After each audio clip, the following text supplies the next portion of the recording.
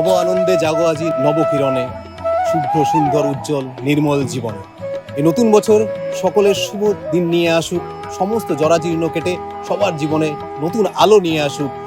বারুইশা Gurukulam English medium স্কুলের পক্ষ থেকে সকলকে জানায় শুভ নববর্ষের প্রীতি ও আন্তরিক শুভেচ্ছা। ধন্যবাদ।